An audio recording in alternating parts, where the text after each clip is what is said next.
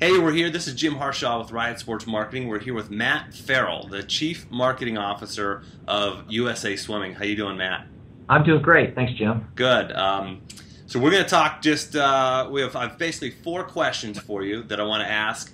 And just talking really about marketing, what USA Swimming's doing, and really with the grassroots teams and the coaches and club leaders that are watching this, what they can learn from USA Swimming. So first, a quick background on yourself, Matt. Went to the University of Arkansas, and tell us a little bit about the history of how you got from where you were to the role that you're serving today. Really humbling start to get into sports. I wasn't good enough to play sports and make it on the baseball team at Arkansas, which started a path of working in sports marketing. And really, since then, that was in 1992. Since then, I've spent most of that time in the Olympic world, about 7 total years at the U.S. Olympic Committee, and 6 years in this job at USA Swimming, which also happened to be one of my first jobs out of college, and just had the great fortune to be able to return here. Spent a little time in the entertainment and marketing area, working with Warner Home Video out in Los Angeles, but the lion's share has really been in the Olympic sports and digital marketing and corporate marketing side of sports, which I absolutely love. Yeah, cool. Well, that's great. I'm sure we can get some great feedback from you then today. All right, so let me hit you with the first question.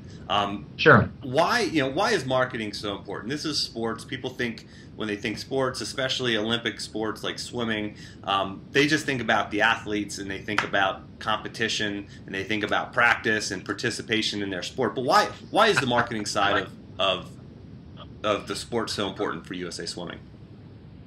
I think you just nailed it, Jim, really.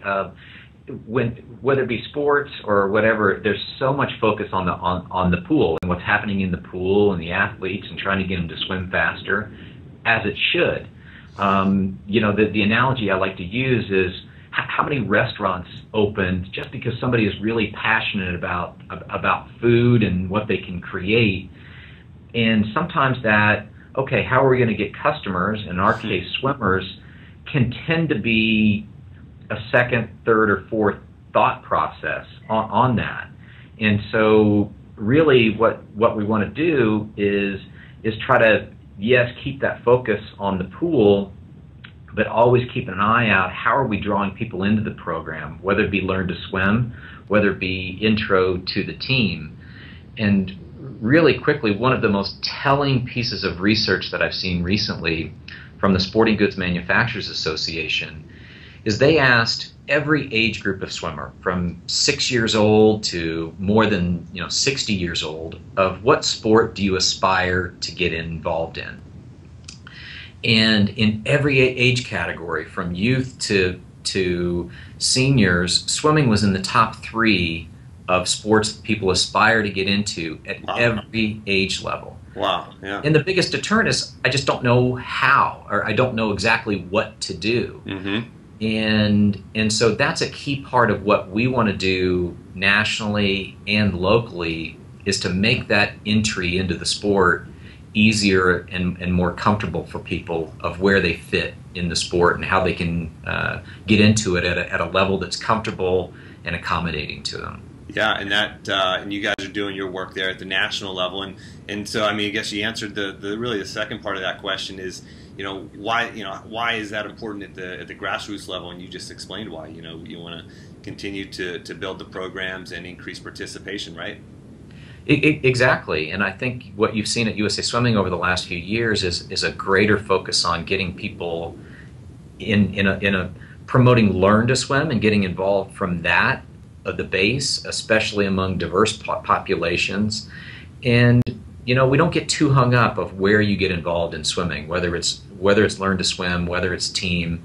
We think you'll once you get into that system, you'll move along and be a part of the sport.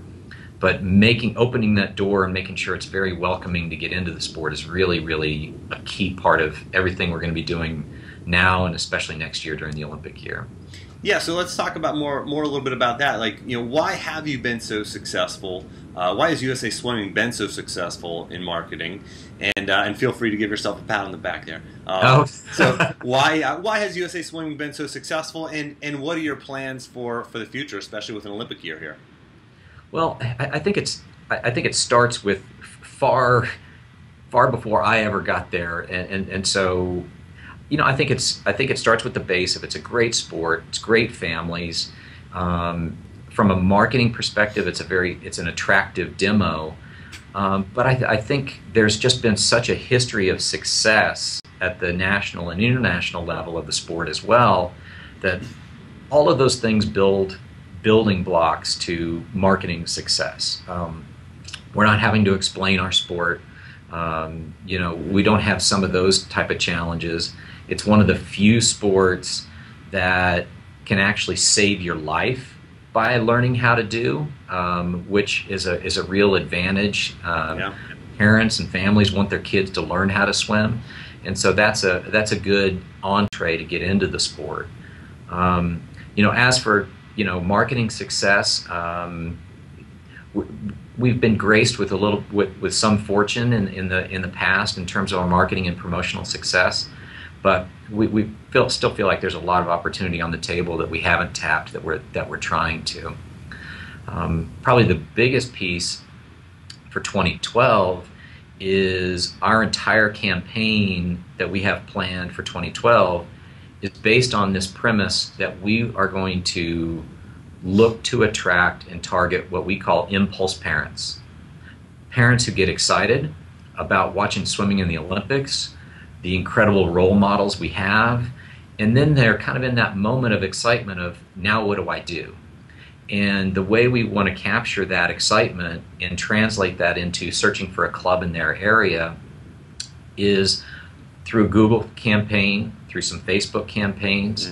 We're identifying a spokesperson to help talk to parents during this time with a PR campaign. And this will be much more about translating Olympic and our Olympic trials excitement into moving people to actually sign up and look for clubs in their area. Yeah. And ride that Olympic wave, if you will, but always be guiding people to, how am I going to find a club or a place to swim in my area? Yeah, sure. And it looks like you're going to have another wave maybe with Ryan Lochte. He's the new dog in town, right? Oh, in terms of people outside of the swimming world, really, people really don't know him now, but I think they're going to know him in about a year, right? I think you're right. And swimming has also been blessed with some incredible talent in the pool, but also great marketing success on the athlete side. If you think about just over the last few years, Michael Phelps, Ryan Lochte, Dara Torres, Cullen Jones, Amanda Beard, there have been so many that have Janet Evans, who've just carved out their own, certainly niche and success in the pool, but have really translated that to transcend the sport in many ways through some of their marketing efforts. And so that's I have to give them a lot of credit on that. Yeah, absolutely. And all right, so that really addresses sort of the social media part too. Unless you have anything else to add on, your social media goals. But you talked about what you're going to be doing with 2012. You're going to be doing some pretty cool stuff. It sounds like with social media. I think so. The only thing I might quickly add is just the way we treat Facebook, the way we treat Twitter is to really create that conversation with people, intentionally make it informal, and people look at it as sometimes you're just viewed as a corporate entity based in Colorado Springs, and we want to use a lot of these vehicles to show a little bit of personality and answer people and make sure people know that we're very accessible in conversation, and that's a key part of what we want to do social media wise. Yeah, sure. Yeah, absolutely. I think you hit the nail on the head there with the best practices for social media. And so that flows into the last question that I really have for you. And the local coaches, the local club leaders, and high school coaches, how do they take the lessons from what you're doing and what you have done and parlay them into success on the local level? What are the actions? What are the specific actions that they can take on a local level to harness the same philosophy that you're talking about? Yeah, it's a huge question, but I think to simplify it, I think you have to look, at least this is just my own personal opinion, you have to look at the sport differently. If a lot of it's easy to get caught up into, compared to professional sports, swimming is smaller, we don't reach as many people, and I say, yeah, that's exactly right, and let's not shy away from being niche. Let's embrace that. Mm-hmm. And the good thing about the swimming community is they're very supportive. Corporate partners, the members of USA Swimming, really support who our partners are. They really support, there's a real affinity with the team and with USA Swimming. And so a lot of it is actually embracing the focused or niche aspect of the sport, and USA Swimming has various tools and information in place for the clubs to utilize. We do research on our brand. How do people feel about their club? How do people feel about USA Swimming? Are they more likely to support a corporate partner? And that could be a national level partner such as a Speedo or a ConocoPhillips or the local pizza shop. But it's using some of that information, and I'm happy to provide a link to a full presentation on this that you're welcome to post with your blog, Jim. I'll do that. But it's really kind of utilizing that specialness of swimming, and it's not cluttered, and try to utilize that. Hey, you know what? By associating with the sport of swimming, the club, or with USA Swimming, you can create a deeper connection with consumers, with others, that kind of separates itself from the clutter. Sure. And there are plenty of other tangents I could go on for a long time on this one, but the state of media has changed. And it goes back to our first question, Jim, of, if you're relying on that coach on the pool deck to be your marketing person, probably going to have mixed success with that. Mm-hmm. And clubs have to be thinking about a marketing and promotional person on the club is just as important as someone who's planning hospitality for your events and what's happening on the pool deck. And I'm seeing that trend more and more with clubs. But there are a lot of keys, but I think in summary, it's creating that welcoming environment and knowing how to treat swimming as special and unique as a part of a sponsor pitch, because you're never going to get more distribution than the Denver Post. In an ad in the Denver Post may reach more people than we will at a local swim meet, but that's not who we're trying to compete with. It's more of a share of mind approach than a quantity approach. You got to reach the right people with your message. Exactly, and with the right partners who come in. We find with a Speedo, with an AT&T, with those type of partners, it's a very receptive audience to the right products and the right partners being the right fit for the sport. We look at that really, really carefully. Yeah, sure. So, I talk to a lot of coaches all around the country, a lot of grassroots coaches, and and this goes from the college level on down through the youth level, and the successful teams are almost run like a small business. You have the coach who's maybe the CEO, and they do a lot of maybe the mat work, or maybe they don't, or the mat work. A lot of teams I work with are in wrestling, but the pool work or the mat work or the court work, and they teach the skills and the drills and the techniques, but they have people around them. They built this successful foundation of supporters, whether they're donors or volunteers, and they have people stepping up. And I'm in Charlottesville, Virginia, and there's a swim club in our town that's they're the most successful club in the area, and they just dominate. They beat everybody year in, year out, and people wonder why they're so good, and they just do a very good job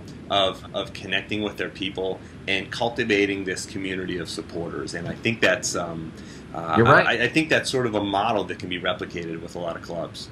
I think you're right. That brilliant chef in the kitchen may not always be able to handle all the promotional work that needs to be done to drive to the restaurant. And I think I think you're exactly right. Yeah. So, all right, Matt. Well, that was great feedback. I appreciate it, and I'll get that link from you, and hopefully everybody that's watching this can. If you're watching it on YouTube, the link will be below here in the description. If you're watching this on my blog, you'll find that link below the video here as well. So, Great. Unless you have anything else there to add, Matt, we'll sign off. I really appreciate the time. It's great talking with you, Jim. Thank you so much. Likewise. Thanks, Matt. All right. Thanks.